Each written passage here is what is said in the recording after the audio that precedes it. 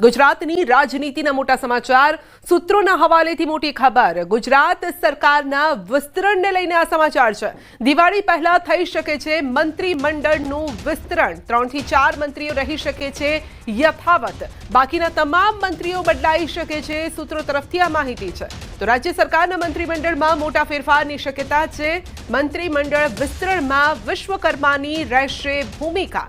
સરકારમાં ફેરફાર અને ચહેરાઓને લઈને ચર્ચાઓ તેજ થઈ ગઈ છે।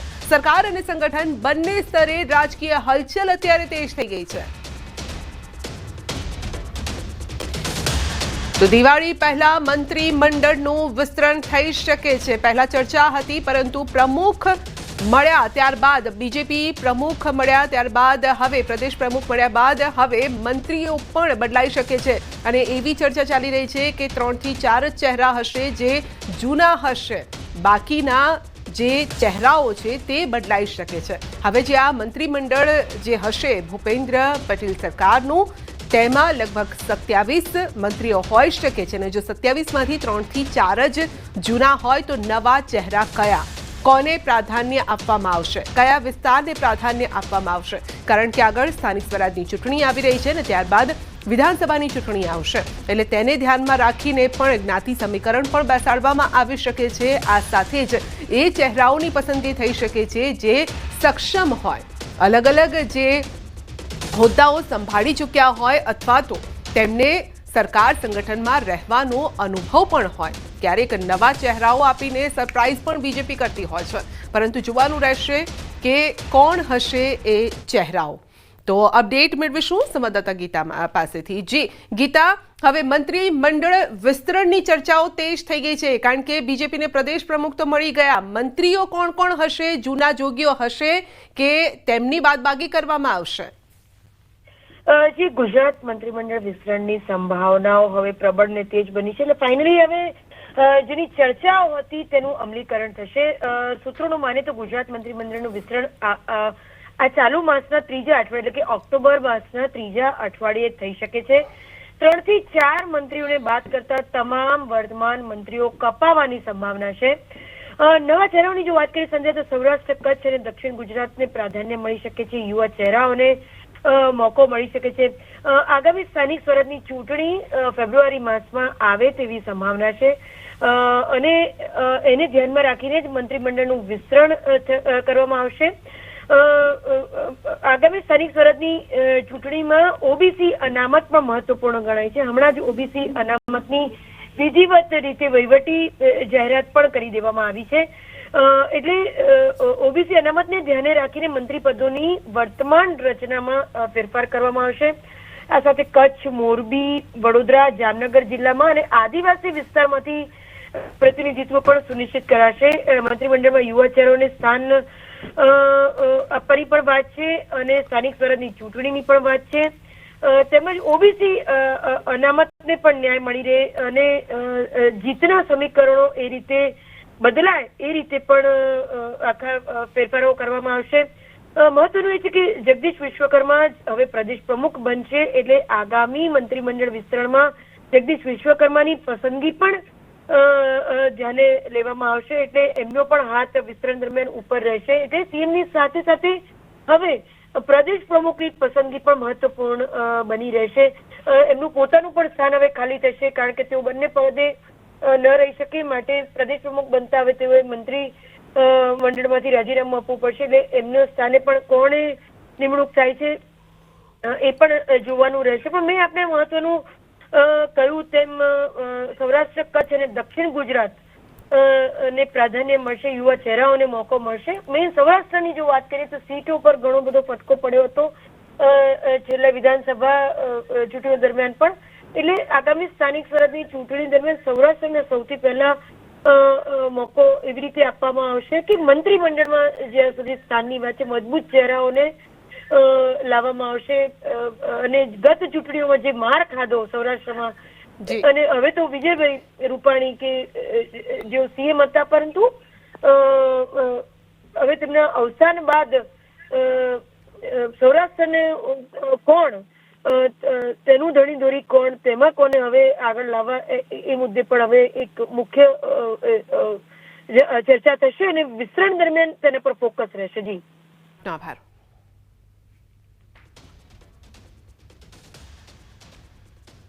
અને વાત કરીશું વિશ્વકર્મા ભાજપના નવા સુકાની.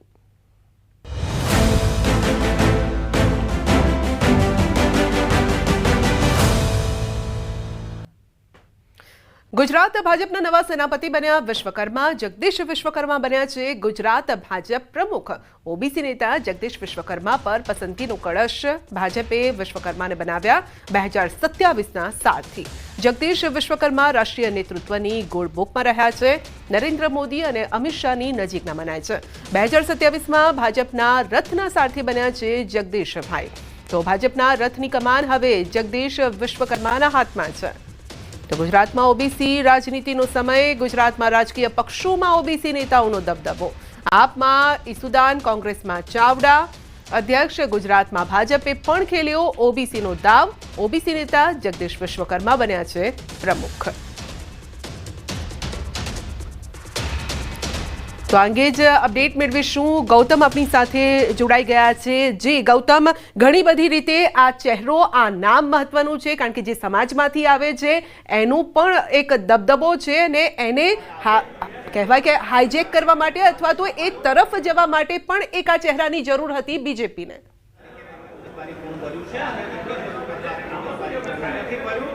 જી બિલકુલ, જે પ્રકારે હવે પ્રદેશ પ્રમુખના નામની અટકળો હતી તેમાં અંત આવી ચૂક્યો છે અને જગદીશ વિશ્વકર્મા જે છે તેનું નામની જાહેરાત આવતીકાલે વિધિવત રીતે કરવામાં આવશે. કારણ કે 2 વાગ્યા સુધીની અવધિ હતી, એટલે કે 11 વાગ્યાથી માંડીને 2 વાગ્યા સુધી ઉમેદવારી પત્ર નોંધાવવા માટેનો સમય જે છે તે નિર્ધારિત કરવામાં આવ્યો હતો. હવે 2 સમય જે છે તે પૂર્ણ થઈ ચૂક્યો છે. જે અંતર્ગતની વાત કરીએ તો ફક્ત એક જ ફોર્મ જે છે તે પ્રદેશ પ્રમુખ તરીકેનું ભરાયું છે અને તેના નામ સાથે 10 જેટલા ટેકેદારોએ ઉમેદવારી પત્ર જે છે તે નોંધાવ્યા છે. હવે વિધિવત રીતે એ જોવાનું છે કે હવે પછીનો જે સમયગાળો જે છે તે કમલમ ખાતે ફોર્મ પરત ખેંચવાની પ્રવિધિની પ્રક્રિયા જે છે તે યોજાશે અને ત્યારબાદ મત ગણતરી અને મત માટેની આવતીકાલની જે પ્રવિધિ જે છે તે યોજાશે. પરંતુ એક વ્યક્તિએ દાવેદારી કરવાના કારણે હવે મતદાનની પ્રક્રિયા રહેતી નથી, એટલે કે સીધી હવે આવતીકાલે વિધિવત રીતે આ નામની જાહેરાત જે છે તે થવાની છે અને તેમાં જગદીશ વિશ્વકર્મા એટલે કે ઓબીસી સમુદાયમાંથી આવતા જગદીશ વિશ્વકર્માને પ્રાધાન્ય જે છે તે પ્રાપ્ત કર્યું છે અને આ સુકાન જે છે તેમને સોંપવામાં આવ્યું છે. એટલે કે વર્ષો પછી પાટીદાર જનરલ સમુદાય અને ત્યારબાદ હવે ઓબીસી સમુદાયના ફાળે આ પદ જે છે તે ગયું છે અને આ પ્રકારના સમીકરણો હાલ તો જોવા મળી રહ્યા છે. મહત્વનું એ છે કે અત્યાર સુધી સૌરાષ્ટ્ર અને દક્ષિણ ગુજરાતમાંથી આ પ્રાધાન્ય મળી ચૂક્યું છે, પરંતુ હવે આ પ્રાધાન્ય જે છે તે ઉત્તર ગુજરાતને મળ્યું છે. એટલે કે આવનારા દિવસોના સમીકરણોને ધ્યાનમાં રાખીને ભારતીય જનતા પાર્ટીએ ઓબીસી સમુદાયનું આ કાર્ડ ખેલ્યું છે અને તેમાં હવે કેટલા સાર્થક થઈ રહ્યા છે. કારણ કે જે પ્રકારે કોંગ્રેસની વાત કરીએ તો કોંગ્રેસે પણ ઓબીસી સમુદાયમાંથી આવતા અમિત ચાવડાને મેદાને ઉતાર્યા છે અને તેમને પ્રદેશ પ્રમુખનો કાર્યભાર સોંપવામાં આવ્યો છે. ખૂબ નાની સમુદાયમાંથી આવતા ઈસુદાન ગઢવી જે છે તેમને આમ આદમી પાર્ટીએ પ્રદેશ પ્રમુખ તરીકેની જવાબદારી સોંપી છે. ત્યારે ભારતીય જનતા પાર્ટીએ પણ આ જ પ્રકારની નીતિ રીતિ જે છે તે અપનાવી હોય તે પ્રકારે લાગી રહ્યું છે. કારણ કે ખૂબ જ નાની સમુદાયમાંથી આવતા જગદીશ વિશ્વકર્મા જે છે તેમને આ પ્રદેશ પ્રમુખ તરીકેનું સુકાન સોંપવામાં આવ્યું છે. એટલે કે હવે આવનારા દિવસોની વાત કરીએ તો તેમાં સૌથી મહત્વના પડકાર સમાન એ રહેશે કે જાન્યુઆરી મહિના, ફેબ્રુઆરી મહિનાની અંદર 2026માં સ્થાનિક સ્વરાજ્યની ચૂંટણી જે છે તે આવતી હોય છે અને તેમાં સત્તાની સેમીફાઇનલ માફક ગણવામાં આવતી હોય છે. કારણ કે 31 જેટલા જિલ્લા પંચાયતની જે ચૂંટણી જે છે તે સ્થાનિક સ્વરાજ્યની અંદર યોજાશે. તે જ અંતર્ગત 8 જેટલા મહાનગરપાલિકાની જે ચૂંટણી જે છે તે પણ યોજાવાની છે. તે ઉપરાંત વાત કરીએ તો 225થી પણ વધારે તાલુકા પંચાયતની ચૂંટણી પણ યોજાવાની છે. એટલે કે આ સત્તાની સેમીફાઇનલ છે અને સત્તાની સેમીફાઇનલમાંથી કેટલું કાઠું કાઢે છે. કારણ કે અગાઉની વાત કરીએ તો પાટીલે આ તમામ સ્થાનિક સ્વરાજ્યની ચૂંટણીમાં રેકોર્ડ બ્રેક પરિણામ આપ્યું. સાથે સાથે જે બિલકુલ તો મોટી જવાબદારી છે. હવે જવાબદારી કેવી રીતે નિભાવે છે તે પણ જોવાનું રહેશે. ગૌતમ, આભાર.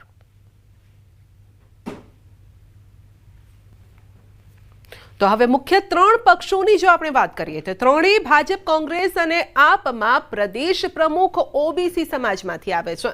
ભાજપમાં નવનિયુક્ત જગદીશ વિશ્વકર્મા, તો કોંગ્રેસમાંથી અમિત ચાવડા પણ ઓબીસી સમાજના છે, જ્યારે કે આપમાં ઈસુદાન ગઢવી પણ ઓબીસી સમાજમાંથી જ આવે છે. એટલે ત્રણેય પક્ષના આ ત્રણેય ચહેરા પ્રદેશ પ્રમુખો ત્રણેય પક્ષના અને તેઓ ત્રણેય ઓબીસી સમાજમાંથી આવે છે, એટલે સીધી વાત અહીંયા એ છે કે ઓબીસી સમાજને અવગણી શકાય તેવો નથી. મોટો સમાજ છે, બહોળો સમાજ છે, વિખેરાયેલો જરૂર છે, પરંતુ અહીંયા એક કરવાનો ત્રણેય પાર્ટી તરફથી આ પ્રયાસ છે. તો આ અંગે ભૂપેન્દ્રસિંહ ચુડાસમાએ શું કહ્યું તે સાંભળો. જનસંઘથી લઈને આજ સુધી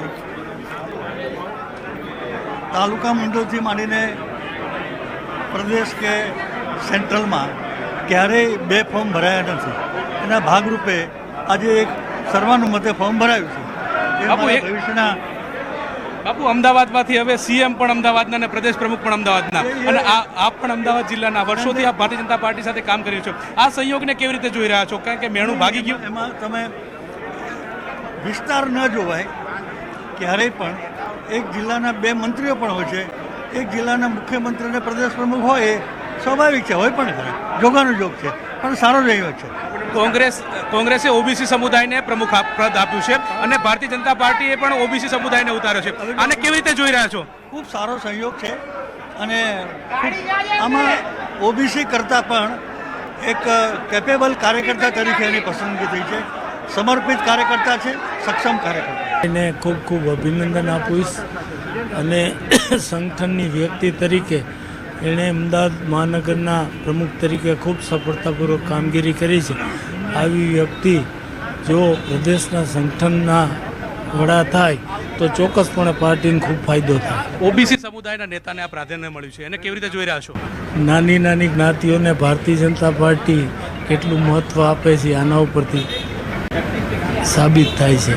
કારણ કે સમાજના તમામ વર્ગોને સાથે લઈ અને ચાલવાની ભારતીય જનતા પાર્ટીની જે નીતિ છે એ મુજબ નાની જ્ઞાતિની વ્યક્તિને આટલા મોટા પદ ઉપર આપી પાર્ટીએ તમામ સમાજોનું મહત્ત્વ સાબિત કર્યું છે. અનેક વખત નામ ચર્ચાતું હતું, પરંતુ ફાઇનલાઇઝ નામ હવે જાહેર થયું છે. એ આટલો બધો સમય લેવાનું કારણ શું, તાત્પર્ય શું?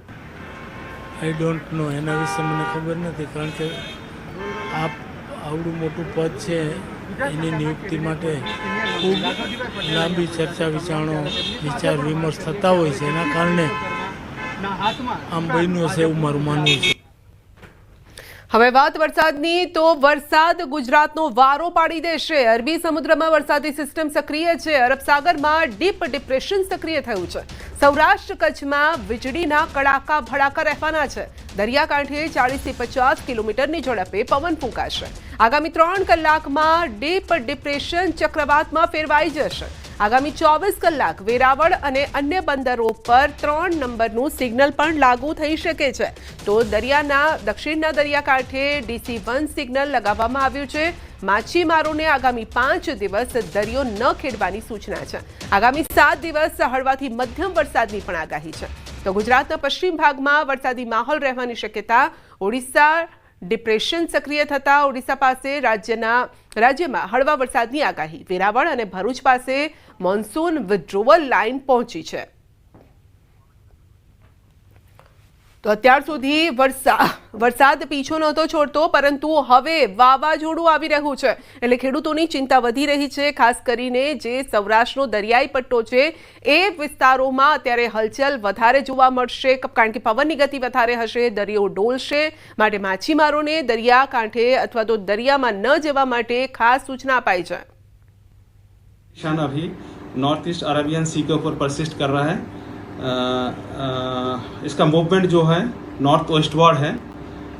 इसका जो पोजीशन है अभी लैटिट्यूड है 21.5 डिग्री नॉर्थ और लॉन्गिट्यूड है 67.0 डिग्री ईस्ट, जो कि पोरबंदर से वेस्टवर्ड डायरेक्शन में 280 किलोमीटर वेस्ट में है. इसका जो मूवमेंट है वेस्ट नॉर्थ वेस्टवर्ड रहेगा and further it will intensify into cyclonic storm during the next 3 hour. इसके बाद thereafter it will likely to move nearly westward, then west south westward and intensify further into severe cyclonic storm during the next 24 our.